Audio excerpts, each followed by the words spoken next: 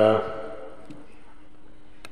الحمد لله الذي وحده والصلاة والسلام على من لا نبي بعده وعلى آله وأصحابه وبارك وسلم تسليما كثيرا كثيرا.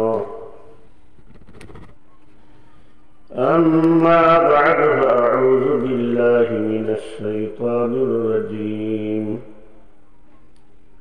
بسم الله الرحمن الرحيم. واعتصموا بحبل الله جميعا ولا تفرقوا. সম্মানিত দর্শক শ্রোতা মণ্ডলী, আসসালামু আলাইকুম ওয়া রাহমাতুল্লাহি ওয়া বারাকাতুহু। আপনারা জানেন এবং শুনেছেন, আমি ইতিপূর্বে একাধিকবার লাইভে আসার ঘোষণা দেওয়ার পরেও লাইভে আসতে পারিনি। আমি শারীরিকভাবে খুবই দুর্বল অবস্থায় আছি, কিন্তু অগণন বন্ধু বান্ধব, শুভাকাঙ্ক্ষী, শুভানুধ্যায়ী দিনী ভাইদের প্রেরণায়, তাড়নায় আমি আজকে আপনাদের সামনে উপস্থিত হয়েছি। ইতিমধ্যে একবার এসে 5 সেকেন্ডের ভিতরেই বিদায় নিতে হয়েছিল। আমি কয়েকটি কথা সংক্ষেপে আপনাদের সামনে বলতে চাই। জি, ওয়ালাইকুম আসসালাম ওয়া রাহমাতুল্লাহি ওয়া বারাকাতুহু। অধ্যক্ষ জনাব মৌলানা মনিরুল ইসলাম সাহেব, জি জনাব মাহবুবুল হক সাহেব, ওয়ালাইকুম আসসালাম ওয়া রাহমাতুল্লাহি ওয়া বারাকাতুহু। জাযাকাল্লাহ। আপনারা অনেকেই অংশগ্রহণ করেছেন এবং পরবর্তীতে যারা অংশগ্রহণ করবেন সবাইকে আগাম শুভেচ্ছা। এবং আমার এই অনুষ্ঠানটি পরবর্তীতে ইউটিউবে আমাদের নিজস্ব চ্যানেল ITV-তে দেখতে পাবেন। সম্মানিত দর্শক শ্রোতা মণ্ডলী, বিজ্ঞ বন্ধুগণ, জি মৌলানা রিফাত হুসেন সাহেব, ওয়ালাইকুম আসসালাম ওয়া রাহমাতুল্লাহি ওয়া বারাকাতুহু। আমি জাতির সামনে আপনাকে লজ্জা দিচ্ছি, আপনি গায়েব হয়ে গেলেন কেন? আপনারা তো উদীয়মান মানুষ, আপনাদের তো চেতনা জাগ্রত হওয়ার কথা, নীরব কেন? মৌতের ফয়সালা তো জমিনে হয় না, মৌতের ফয়সালা আসমানে হয়। এটা যারা বিশ্বাস করে না তারাই কেবল মানুষকে হুমকি ধমকি এবং মারার পরিকল্পনা করে। আপনি নির্ভীক হওয়ার কথা, নিস্তেজ কেন? জি জনাব, বইগুলো পাওয়ার ব্যাপারে আমি আপনাদেরকে মেসেজে বলবো ইনশাআল্লাহ। তো আমার অত্যন্ত আপনজন, আমার অত্যন্ত শুভাকাঙ্ক্ষী, আমার দিনী ভাই, আমার প্রতিবেশী প্রিন্সিপাল মৌলানা মনিরুল ইসলাম সাহেব আপনাকে লক্ষ্য করে এবং আমার যারা বন্ধুরা এসেছেন আপনাদেরকে লক্ষ্য করে কয়েকটি সূক্ষ্ম কথা আপনাদের কাছে বলতে চাই। এক, আল্লাহ রাব্বুল আলামিন কোরআনে কারীমের মধ্যে সুস্পষ্ট ঘোষণা দিয়েছেন সাহাবায়ে কেরাম রিদওয়ানুল্লাহি তাআলা আলাইহিম আজমাইনকে, রাদিয়াল্লাহু আনহুম ওয়া রাদু আনহু। আল্লাহ রাব্বুল আলামিন তাদের আমলের ব্যাপারে, তাদের আমানতদারি, দিয়ানতদারির ব্যাপারে আল্লাহ রাব্বুল আলামিন তাদের উপরে সন্তুষ্ট। তারাও যতটুকু ত্যাগ তিতিক্ষা স্বীকার করেছেন, যত কষ্ট পেয়েছেন, সব কিছুর উপরে তারা বলেছেন আলহামদুলিল্লাহি আলা কুল্লি হাল। এ কারণে আল্লাহ রাব্বুল আলামিন জবাব দিয়েছেন রাদিয়াল্লাহু আনহু কিয়ামত পর্যন্ত আগত সমস্ত মুসলমানের জন্য সাহাবায়ে কেরামের আমলের, সাহাবায়ে কেরামের আনুগত্যের পদাঙ্ক অনুসরণ করার নির্দেশ ফাত্তাবাউহুম বলে কোরআনে নির্দেশ দিয়েছেন। এখানে কোন সাহাবীকে আলাদা করা হয় নাই, কিন্তু ইতিহাসে যা ঘটে সেইটা ঘটে এবং সেটা কিয়ামত পর্যন্ত আলোচিত হয়। ওয়ালাইকুম আসসালাম ওয়া রাহমাতুল্লাহি ওয়া বারাকাতুহু। জনাব হযরত মাওলানা হাফিজ কবি আবু সাইদ রফি সাহেব সাথে থাকবেন, আগেও আসছিলেন। পালাবেন না, এখন তো মালদার হয়েছেন, বিশাল বিশাল খেদমত করতেছেন, পালাবেন না। আপনি যদি ইচ্ছা করেন তাহলে থাকতেও পারবেন না যদি আল্লাহ না চায়। আপনাদের উদ্দেশ্যে যে কথাটি আমি শুরু করেছি, সুতরাং আহলুস সুন্নাত ওয়াল জামাতের আকীদা, সমস্ত মুসলমানের আকীদা,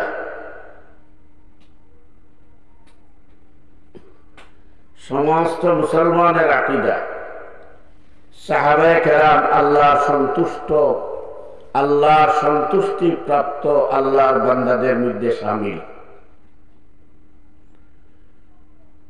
এখন ইতিহাসে যে ঘটনা ঘটে সেটা নিয়ে লেখা হয় যুগের পর যুগ, ইতিহাস হিসেবে সেটা পাঠ করা হয়, পাঠ পঠনের দ্বারা জারি থাকে।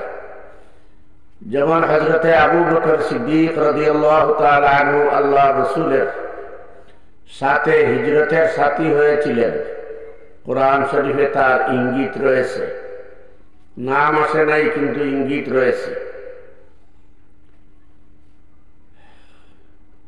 আল্লাহ রাসূল সাল্লাল্লাহু আলাইহি ওয়াসাল্লাম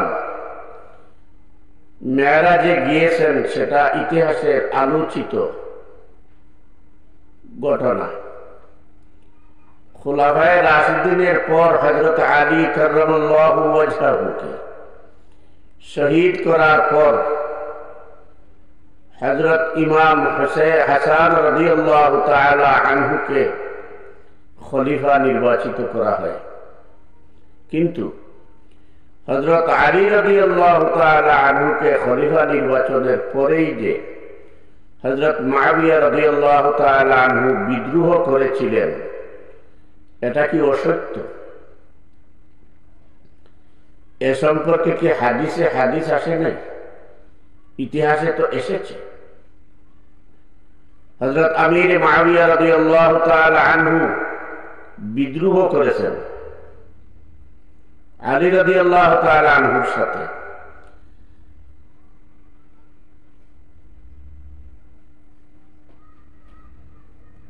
হযরত হাসান রাদিয়াল্লাহু তাআলা আনহুকে হযরত মুআবিয়া রাদিয়াল্লাহু তাআলা আনহু খলিফা মানেন নাই, এটা কি অসত্য? এটা তো মুসলিম শরীফের হাদিসে আছে। হযরতে ইমাম বুখারী রাহিমাহুল্লাহু তাআলা আনহুর মুনাকিবে সাহাবা, সাহাবায়ে কেরামদের আলোকিত জীবনের আলোচনা যেখানে করেছেন, সেখানে তিনি হযরত মুআবিয়া রাদিয়াল্লাহু তাআলা আনহুর আলোচনাই করেননি।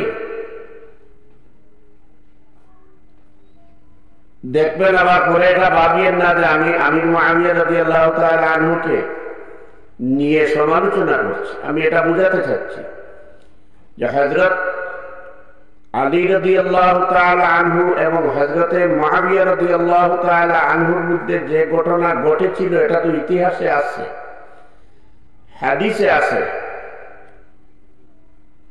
এটা তো আলোচনা কিয়ামত পর্যন্ত চলবে। আমার কথাটা হচ্ছে, প্রায় 100 বছর বয়সের একজন কওমি মাদ্রাসার বুজুর্গ আলিম, হাজারো হাজারো উলামায়ে কেরামের উস্তাদ, কানাইঘাট উপজেলার দালাইশ সম্ভবত কোন গ্রামের নাম আমি চিনি না, হযরত মাওলানা হুদুর রহমান ডালাইছড়ি, উনার নাম আমি জানি। উনার হাতে গড়া ছাত্ররা আমার উস্তাদ। উনি একটি ওয়াজের মাহফিলে সাহাবায়ে কেরামের শান বর্ণনা করতেছিলেন, মর্যাদা বর্ণনা করতেছিলেন। বয়স্ক মানুষ একটি কথা শুরু করেছিলেন। এখানে তিনি হযরত আমির মুআবিয়া রাদিয়াল্লাহু তাআলা আনহু ফিলিস্তিন থেকে সিরিয়া সফরের সময়ে বলে ফেলেছেন ইহুদিদের কিছু খাসলত নিয়ে এসেছিলেন। আমি তাৎক্ষণিকভাবে কথাগুলো শুনেছি লাইভে। শোনার পর 1 ঘন্টার ভিতরে মাহফিল আয়োজকদের সাথে যোগাযোগ করে পরের দিন, সম্ভবত বা এর পরের দিন, হযরত মাওলানা হুদুর রহমান সাহেব হাফিজাহুল্লাহ একটি লাইভ অনুষ্ঠানে এসে একজনের কাছে এই বক্তব্য দিয়েছেন যে আমার গলা টিপলেও আমি সাহাবায়ে কেরামের শানে বেয়াদবি করব না। কথাটা আমি আবার বলছি, আমার গলা টিপে আমাকে হত্যা করলেও আমি সাহাবায়ে কেরামের শানে বেয়াদবি করব না। আমি অসুস্থ মানুষ, বয়স্ক মানুষ, বয়সের বারে কথা এলোমেলো হয়ে যদি কোনো সাহাবায়ে কেরামের বা কোনো সাহাবার বা আমির মুআবিয়ার শানে গুস্তাখিপূর্ণ কোনো কথা এসে যায়, তাহলে আমি আল্লাহ রাব্বুল আলামিনের কাছে ক্ষমা প্রার্থনা করছি, আল্লাহ যেন আমাকে ক্ষমা করে দেন। এবং আপনারাও যারা শুনেছেন, আপনারাও আল্লাহর ওয়াস্তে আমাকে মাফ করে দেবেন। সম্মানিত দর্শক শ্রোতা মণ্ডলী, আমার প্রশ্ন, ডালাইছড়ি সাহেব 27 বর্ষের একজন মাজুর মানুষ। উনি যদি নিজের থেকে এটা বলে ফেলেন যে আমি গলা টিপলেও সাহাবায়ে কেরামের বিরুদ্ধে কথা বলবো না, যদি বলে ফেলি ভুলে, আল্লাহ যেন আমাকে মাফ করেন। এরপর যারা কয়েকদিন পরে এসে এই কথাটা বললেন, উনাকে ইহুদি বললেন, উনাকে কেন জুতা মেরে তলিয়ে দেয়া হলো না বললেন। যারা বললেন উনার জানাজাতে শরীক হবেন না, তারা তো বয়সের দিক থেকে হযরত মাওলানা হুদুর রহমান সাহেবের ছেলেপেলের সমান, নাতির সমান। আমি জাতির বিবেকের কাছে এই প্রশ্নটি রাখলাম। আজকে যারা ডালাইছড়ি হুজুরকে জুতা মারার কথা বললেন, জুতা না মারায় আক্ষেপ করলেন, জানাজাতে না আসার জন্য আহ্বান জানালেন, কালকে যে তাদের জানাজায় না আসার জন্য লোকজনকে আহ্বান জানানো হবে না, তাদেরকে যে জুতা মারার কথা বলা হবে না, এটা তারা নিশ্চিত হলেন কিভাবে? 1, 2, আল্লাহ রাব্বুল আলামিন কোরআনে কারীমের একাধিক স্থানে বলেছেন, যারা অপরাধ করে, গুনাহ করার পরে তওবা করে, ভুল করার পরে যারা তওবা করে, তাদের প্রতি মহান রব্বুল আলামিন ততটাই খুশি হন যতটা খুশি আল্লাহর বান্দা মাফ চাওয়ার কারণে ততটা খুশি হন যতটা খুশি হন অপরাধ করার আগে নিষ্পাপ থাকা অবস্থায়। এবং মাফ চাওয়ার সাথে সাথে মাফ চাইতে দেরি হতে পারে, কিন্তু আল্লাহ রাব্বুল আলামিন মাফ করতে দেরি করেন।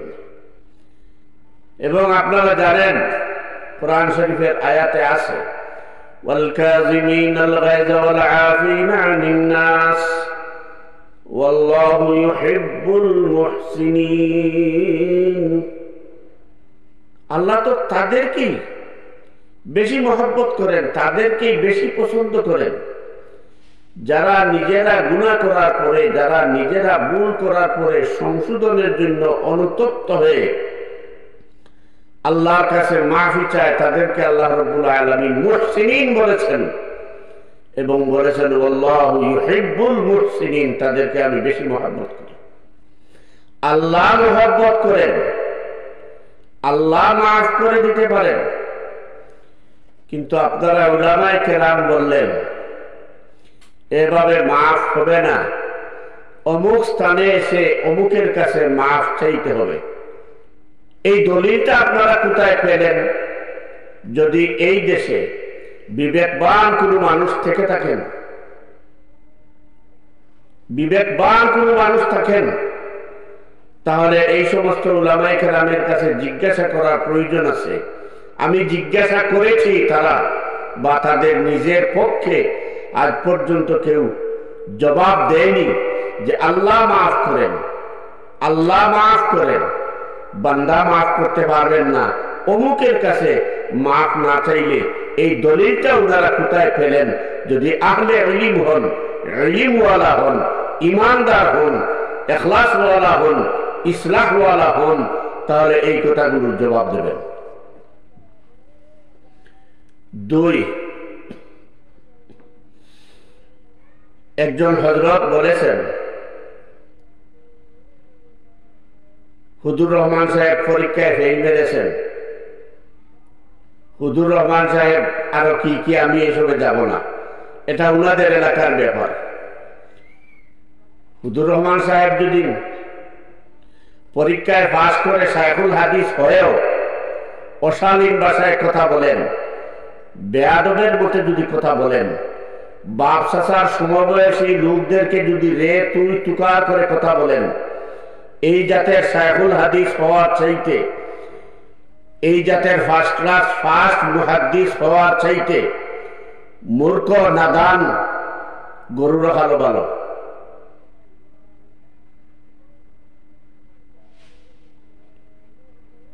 হযরত মাওলানা হেলাল আহমদ সাহেব, আপনি ভালোভাবে জানেন হুজুর রহমান সাহেব আপনার বাবার ক্লাসমেট।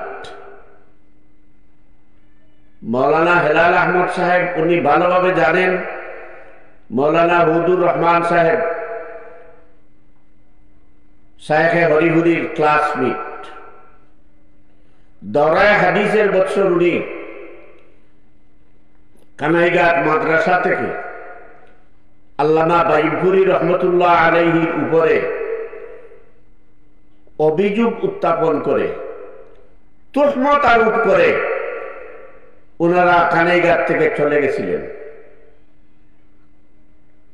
আপনার বাবার প্রতি আপনার কতটুকু সম্মান আপনার কথার মাধ্যমে প্রকাশ পেয়ে গেছে। আপনাকে ছোট ভাই হিসাবে অনুরোধ করব, আপনারা বুঝতে পারতেছেন না, আমরা বাইরে থেকে বুঝতে পারতেছি, মিডিয়ার জগতে আসি, আমরা বুঝতে পারতেছি দেশের মানুষের হাব ভাব, উলামায়ে কেরামের মনোভাব আপনার প্রতি, আপনাদের প্রতি অত্যন্ত খারাপ। আপনি 27 বর্ষের একজন বুজুর্গকে নয়, শুধু এই উপমহাদেশে কুতবে আলম সৈয়দ হুসাইন আহমদ মদনী রহমতুল্লাহ আলাইহি, আশরাফ আলী থানভী রহমতুল্লাহ আলাইহি, সাব্বির আহমদ উসমানী রহমতুল্লাহ আলাইহি, মুফতি শফি রহমতুল্লাহ আলাইহি, এদের কাতারের যদি কোন মুহাদ্দিস থেকে থাকেন তিনি ছিলেন আল্লামা শফিকুল হক বুলবুল রাহিমাহুল্লাহ তাআলা, যার হাজারো হাজারো নয় লক্ষ লক্ষ ছাত্র ছাত্রের ছাত্র ছাত্রের ছাত্রের ছাত্র এই দেশে ইলমে হাদিসের খেদমত করতেছেন শায়খুল হাদিস হিসাবে। এই ধরনের একজন লোককে আপনি অত্যন্ত নোংরা, অত্যন্ত দৃষ্টতাপূর্ণ ভাষায় সম্বোধন করেছেন। আপনি কি ভাবছেন দেশের মানুষ আপনার এই সম্বোধনকে গ্রহণ করে নিয়েছে? মোটেও না। মানুষ পরিস্থিতি আঁচ করতেছে এবং আপনাদের গন্তব্য নিয়ে সারা দেশের মানুষ শঙ্কিত।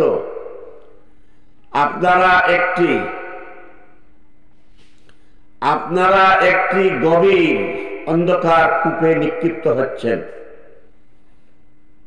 সুতরাং আপনার এবং এই দেশের মানুষের কাছে, বিবেকের আদালতের কাছে বিচার দিলাম, যে মানুষ নিজের বাবার ক্লাসমেটকে এই ভাষায় সম্বোধন করতে পারে, তার কাছ থেকে এই জাতি, এই দেশ, এই দেশের উলামায়ে কেরাম কতটুকু সম্মান পেতে পারেন এবং ইলমে ওয়াহির নূর তাদের কাছ থেকে অর্জন করতে পারবেন, আপনারাই বিচার করবেন। আমি আবারও বলছি, আপনাদের কিছু কথাবার্তা একেবারে জঘন্য হয়ে গেছে, সীমা লঙ্ঘন করে গেছে। আপনারা আগে নিজেদেরকে সংশোধন করুন। 3, আমার ওখানে জি লাহির নাহিয়ান তালুকদার, আরো অনেকে সাংবাদিক, সাহিত্যিক যুক্ত হয়েছে। আপনাদের মাধ্যমে আমি হযরত মাওলানা উবাইদুল্লাহ ফারুক সাহেবকে আগে লিখিতভাবে বলেছি, এখন মৌখিকভাবে বলছি আবার। তিনি ইতিহাসের কোন কিতাবে, তারিখের কোন কিতাবে, সিরতে নববীর কোন কিতাবে, হাদিসের কোন কিতাবে পেয়েছেন হযরতে হাসান রাদিয়াল্লাহু তাআলা আনহুকে হযরত মুআবিয়া রাদিয়াল্লাহু তাআলা আনহু 11 কোটি দিরহামের সম্পত্তি দানের প্রস্তাব করেছিলেন বা দিয়েছিলেন? এত বড় একজন শায়খুল হাদিসের কাছ থেকে এই ধরনের বিভ্রান্তকর এবং ইসলামের ইতিহাসকে কলঙ্কিত করার মতো মিথ্যা তথ্য জাতি আশা করেনি। এই কথাটির মর্ম দাঁড়ায় এই যে ইমাম হাসান রাদিয়াল্লাহু তাআলা আনহু, ইমাম হাসান রাদিয়াল্লাহু তাআলা আনহু 11 কোটি দিরহামের বিনিময়ে খেলাফতির পদ ইমাম মুআবিয়া রাদিয়াল্লাহু তাআলা আনহুর কাছে বিক্রি করেছিলেন। আপনার কথার অর্থ দাঁড়ায় এই। সুতরাং সাহাবায়ে কেরাম রিদওয়ানুল্লাহি তাআলা আলাইহিম আজমাইনের ব্যাপারে যেখানে আল্লাহর বাণী রাদিয়াল্লাহু আনহুম ওয়া রাদু আনহু, এটাই আমাদের আকীদা। ইতিহাসের ব্যাপারটা ভিন্ন, সেখানে যেটা ঘটেছে সেটা আলাপ হবে, সেটা আলোচনা হবে, এটার নাম আকীদা নয়। কিন্তু আপনি কোন কিতাবের কোন দলিলে বললেন 11 কোটি দিরহামের সম্পত্তি ইমাম হাসান রাদিয়াল্লাহু তাআলা আনহুকে বখশিশ বা হাদিয়া দিয়েছিলেন বা দেওয়ার প্রস্তাব দিয়েছিলেন? আমি আবারও স্মরণ করিয়ে দিচ্ছি, সমস্ত সিরাতের কিতাবে, সমস্ত তারিখের কিতাবে, এমনকি আমাদের মাদারিসে কওমিয়া, তারিখে মিল্লাতে এবং তারিখে বনি উমাইয়াতে সুস্পষ্ট লেখা আছে 10 দিরহামের কথা এবং 1 খণ্ড ভূমি দেওয়ার প্রস্তাব দিয়েছিলেন। কিন্তু ইমাম হাসান রাদিয়াল্লাহু তাআলা আনহু বলেছিলেন, আমি উম্মার ফিতনা নিবারণের জন্য নিজেকে খলিফা হওয়ার থেকে প্রত্যাহার করে শর্ত সাপেক্ষে মুআবিয়া রাদিয়াল্লাহু তাআলা আনহুকে, মুআবিয়াকে খলিফা আমির হিসাবে গ্রহণ করলাম। আর আমির আমাকে মোহনীয় প্রস্তাব দিচ্ছে।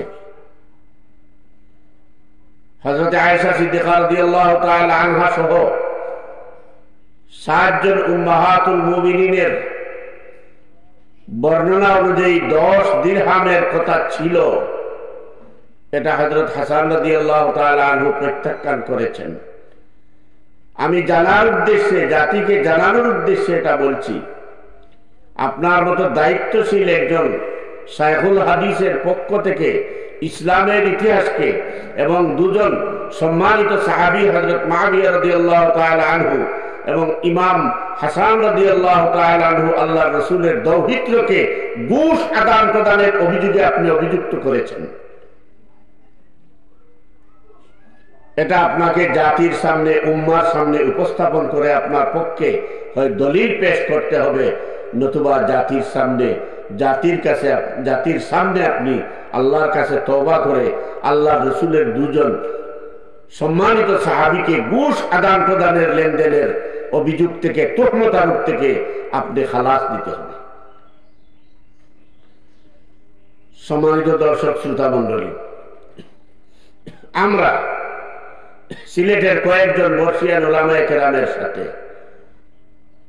মুঠোফোনের মাধ্যমে অথবা ব্যক্তিগত যোগাযোগের মাধ্যমে কানাইঘাট, হরিপুরের কানাইঘাট জৈন্তার শীর্ষস্থানীয় উলামায়ে কেরামের একটি বৈঠকের মাধ্যমে এই বিষয়টি নিষ্পত্তি করার ব্যবস্থা করা যায়নি, এ ধরনের কিছু কথাবার্তা চলছিল। আপনারা অনেকে জানেন এবং আমি নিজে বিষয়টি ইঙ্গিত দিয়েছি। দুর্ভাগ্যজনক হলেও সত্য, কোন ধরনের আপোষ প্রস্তাব, সালিশ প্রস্তাবকে ঘৃণার সাথে প্রত্যাখ্যান করার ঘোষণা দিয়েছেন মৌলানা মুশতাক আহমদ খান। বন্দরবাজার জামে মসজিদের খতিব মৌলানা মুশতাক আহমদ খান ঘৃণা ভরে কোন ধরনের সালিশ, আপোষ নিষ্পত্তির প্রস্তাবকে প্রত্যাখ্যান করে লং মার্চের ঘোষণা দেওয়ার জন্য বলেছেন।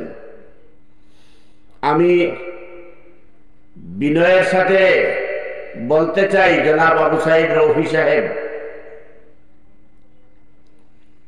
আপনি এখনো আছেন, বলেছেন আপনি পালাবেন না, আছেন, আলহামদুলিল্লাহ। মৌলানা মুশতাক আহমদ খান বন্দরবাজার জামে মসজিদের খতিব, একটি গুরুত্বপূর্ণ পদে আছে। উনাকে আমরাই বসিয়েছিলাম। উনি প্রস্তাব, কোন ধরনের আপোষ প্রস্তাবকে প্রত্যাখ্যান করার পর এই সমস্ত উলামায়ে কেরাম সালিশ প্রস্তাব নিয়ে কারো কাছে যাননি। মৌলানা মুশতাক আহমদ খান সাহেব, আপনি তো আমাকে ভালোভাবে চিনেন, আমিও তো আপনাকে ভালোভাবে চিনি। আমরা তো রোহিঙ্গা হয়ে বার্মার থেকে আসি নাই। আমাদের জন্মই সিলেটে। সিলেটের ধুলামাটি আমাদের দেহে বদলে আছে, সিলেটের পানি খেয়েছি। আপনারা তো বাইরে ছিলেন, আমরা সিলেটের মাটিতে রক্ত ঝরিয়েছি। আপনি ভুলে যাবেন না 1985 সালের কথা, 1988 সালের কথা, 1996 সালের কথা, 1998 সালের কথা, 2004 সালের কথা। সর্বশেষ আপনি যেটা করলেন, সমঝোতা বা সালিশ প্রস্তাবকে ঘৃণা করে প্রত্যাখ্যান করে সিলেটের সকল সুলুকে উলামায়ে কেরামের অন্তরে আগুন জ্বালিয়েছেন। আপনার কাছ থেকে জাতি আশা করেছিল জৈন্তা, হরিপুরের, কানাইঘাটের এই পরিস্থিতিটা শান্ত করার মতো কোনো প্রস্তাব নিয়ে আপনি তাদের সামনে পেশ করবেন, কিন্তু আপনার এই উস্কানি আমাদেরকে আবার সেটা স্মরণ করিয়ে দিচ্ছে।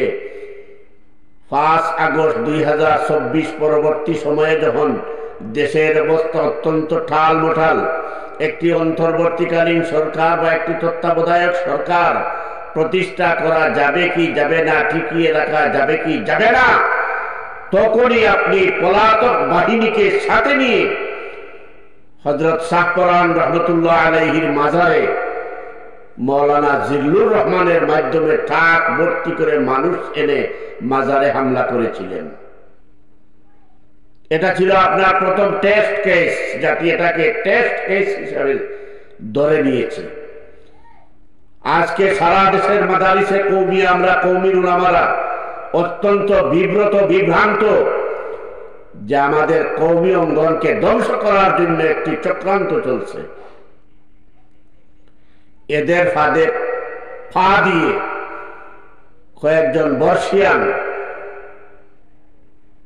মাজুর প্রকৃতির উলামায়ে কেরামকে সাইনবোর্ড হিসাবে ব্যবহার করে কিছু তরুণ প্রজন্ম উস্কানিমূলক কিছু কার্যক্রম করছে।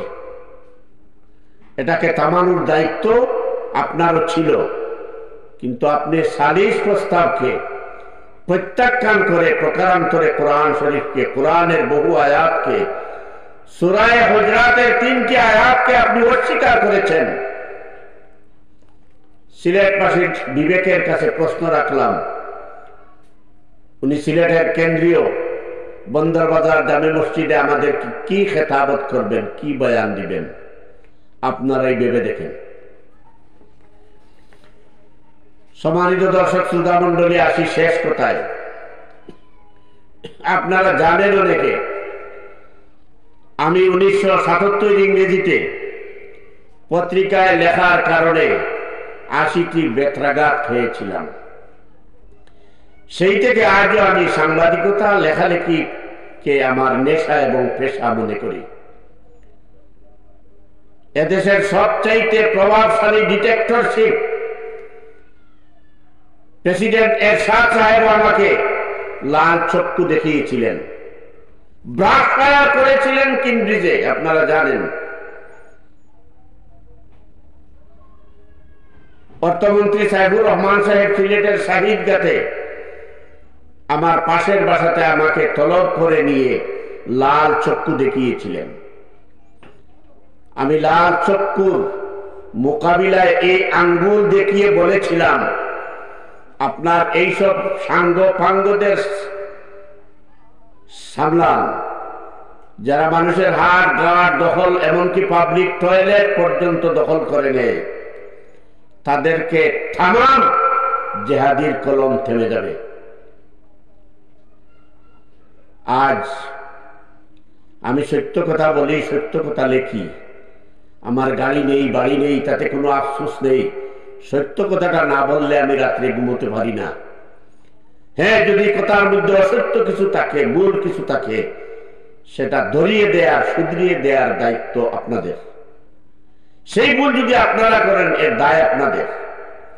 কিন্তু আমি যেটাকে কোরআন সুন্নাহর দৃষ্টিতে সত্য জানি, এই সত্যের বিরুদ্ধে কেউ দাঁড়ালে, অসত্য নিয়ে কেউ ময়দানে আসতে চাইলে, আমি একা অন্ততপক্ষে আল্লাহর বিধান অনুযায়ী আল্লাহর কথাকে হক মনে করে রুখে দাঁড়াই। এটা যদি আমার পাপ হয়, অন্যায় হয়, এতে যদি আমার সাঙ্গ ফাঙ্গ, মুরিদ ভক্ত মুরিদান নাও থাকেন, আমার আল্লাহ যদি সাথে থাকেন, আলহামদুলিল্লাহ। আপনি মৌলানা মুশতাক সাহেব, মৌলানা উবায়দুল্লাহ ফারুক সাহেব, দুর্লভপুরী সাহেব, লক্ষ্মীপুরী সাহেব হুজুর হাফিজাহুমুল্লাহু তাআলা আলাইহিম, দোয়া করি আপনাদের জন্য। আপনারা কি আব্দুল হাই জেহাদিকে কম চিনেন? আপনারা তো দোয়া করেন, আপনারা তো আমার মাথা হাত দিয়েছেন, বুলিয়েছেন, সাবাস দিয়েছেন। আজও আমি আমার ইতিকাদের উপরে অটল আছি। কিন্তু আমি হক কথা ছাড় দেওয়ার মানুষ নয়, এটা আপনারা স্বীকার করেছেন। আজকে আমাকে যে হত্যা করার পরিকল্পনা হলো বন্দরবাজার জামে মসজিদ থেকে বের হয়ে, আপনারা কি সিলেটের উলামায়ে কেরাম জানেন না? আজকে আমার 50টি বইয়ের মধ্যে একটি তফসিরে লিখেছি। এই তফসির রেখে ইসলামের ইতিহাস লিখেছি। এই ধরনের 50টি বই রেখে আমার এই মাত্র ছোট্টখাটো দুটি বই বের হয়েছে। এই বইয়ের উপরে আপনাদের ছাত্ররা অসন্তুষ্ট হয়েছেন অনেকে। দলিল দিয়ে দলিল খণ্ডন করার সাহস নেই। তাই বলে কি আপনারা সন্ত্রাসের পথ বেছে নেবেন? আমাকে 2023 থেকে 2025-এর শুরুতে দুইবার হত্যার পরিকল্পনা গ্রহণ করে হত্যার চেষ্টাও করেছেন। আমি তো সব আল্লাহর হাতে রেখে দিয়েছি, কারণ মৃত্যুর ফয়সালা জমিনে হয় না, আসমানে হয়, এই বিশ্বাস আমি মুমিন হিসাবে আমার আছে। আজকে একজন উদীয়মান তরুণ মাওলানা আসলাম হুসেন, কানাইঘাট বাড়ি, আমার একবার দেখা হয়েছে।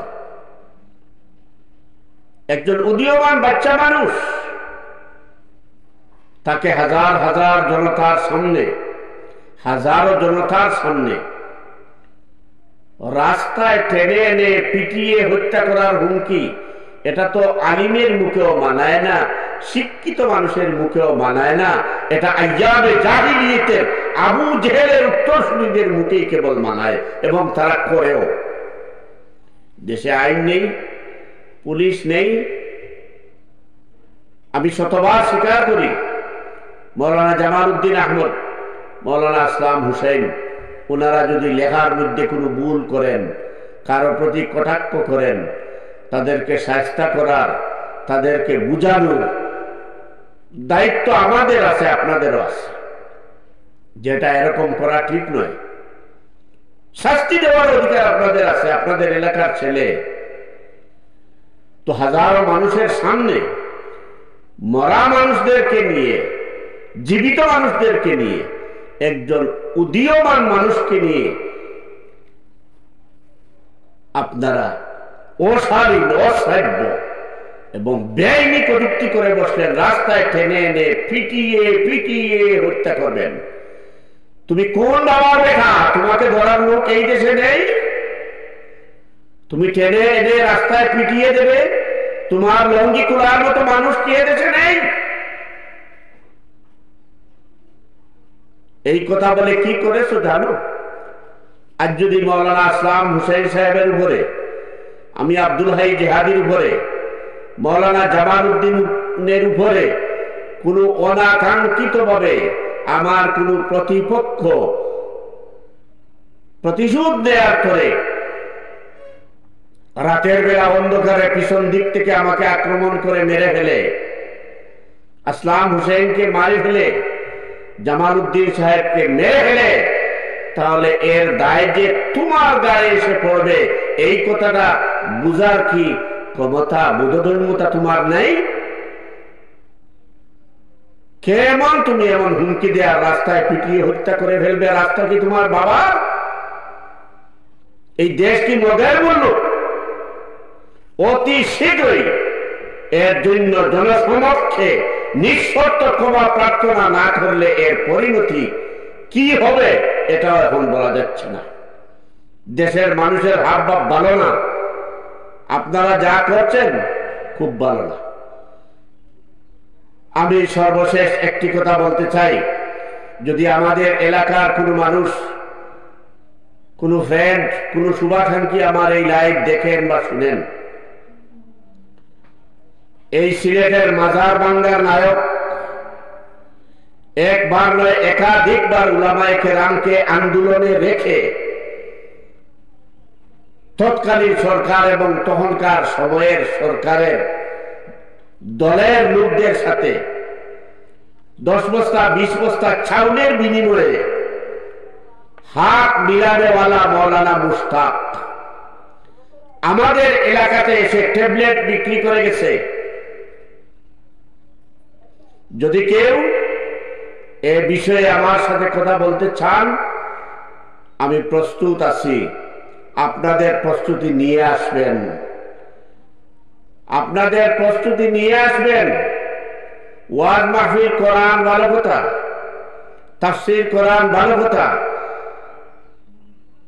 কিন্তু ওয়াজের নামে, তাফসীরের নামে পোস্টারে সিলেটের মানুষকে ঢাকা, সুনামগঞ্জের মানুষকে ঢাকা, বিশ্বনাথের মানুষকে হবিগঞ্জের বানিয়ে তলে তলে পতিত পরিত্যক্ত আবর্জনাদের ট্যাবলেট খেয়ে নিজেদের এলাকায় ফিতনা সৃষ্টি করার কোনো পদক্ষেপ নিবেন না। আল্লাহর ওয়াস্তে এসব থেকে বিরত থাকবেন। এর চাইতে বেশি আমি আর কিছু বলার প্রয়োজন আছে বলে আমি মনে করি না। আমাদের ডায়েরি যদি খুলে ফেলি তাহলে সব কিছু প্রকাশ পেয়ে যাবে। আমার কথার মধ্যে যদি কোনো ভুল ভ্রান্তি হয়ে থাকে, কারোর প্রতি যদি কোনো অতিরিক্ত কথা আমি ভুলবশত বলে ফেলি, ক্ষমা চাই, মাফ চাই। কিন্তু দিনের স্বার্থে সব সময় ইখলাসের সাথে মিলেমিশে কাজ করবেন। আল্লাহ বলেছেন, ওয়া'তাসিমু বিহাবলিল্লাহি জামিআন ওয়া লা তাফাররাকু। আল্লাহর কোরআনকে আঁকড়ে ধরো। আল্লাহর কোরআনের ভিত্তিতে, রাসূলের সুন্নাহর ভিত্তিতে মিলেমিশে থাকো, ঐক্যবদ্ধ হও। আমরা চাই সকলে মিলে ঐক্যবদ্ধভাবে জাতি গঠিত হোক। কারো বিরুদ্ধে হিংসা বিদ্বেষ ছড়ানো, কারো ছাল তুলে নেয়া, কারো চামড়া তুলে নেয়া, কাউকে ডেকে এনে কেন এটা করলো জিজ্ঞেস করা, স্বাধীনতার ভিতর দিয়ে করুন। উগ্রতা, উস্কানি, প্রতিহিংসা ছড়ানো এবং কারো পিছনে কাউকে লেলিয়ে দেয়া, এটা মানুষের কাজ নয়, এটা শয়তানের কাজ। এজন্য আল্লাহ বলেছেন, ওয়া'তাসিমু বিহাবলিল্লাহ, আল্লাহর রজ্জুকে ধরো। সম্মানিত দর্শক শ্রোতা মণ্ডলী, পরিশেষে একটি কথা বলতে চাই। আমাদের সিলেটের অত্যন্ত পরিচিত মুখ, আমাদের অগ্রজ বন্ধুবর, সিলেটের বিভিন্ন মাদ্রাসার শায়খুল হাদিস ছিলেন এবং সিলেটের আম্বরখানা মসজিদ, সিলেটের নোয়াসড়ক জামে মসজিদ সহ সিলেটের উলামায়ে কেরামের কাছে অত্যন্ত প্রিয় এবং অত্যন্ত মায়ার একজন মানুষ, শ্রদ্ধার একজন মানুষ, ভালোবাসার একজন মানুষ হযরত মাওলানা আব্দুল মালিক মুবারকপুরী সাহেব দুনিয়া থেকে বিদায় নিয়েছেন। আমরা প্রত্যেকেই দোয়া করি আল্লাহ রাব্বুল আলামিন যেন তাকে গরিকে রহমত করেন, জান্নাতুল ফেরদাউসে আলা মুকাম দান করেন।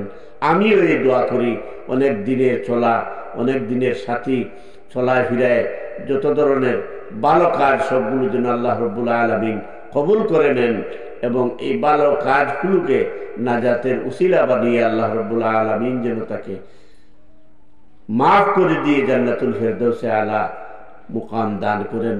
ওয়া আখিরু দাওয়ানা আনিল হামদুলিল্লাহি রাব্বিল আলামিন। আসসালামু আলাইকুম ওয়া রাহমাতুল্লাহি ওয়া বারাকাতুহু।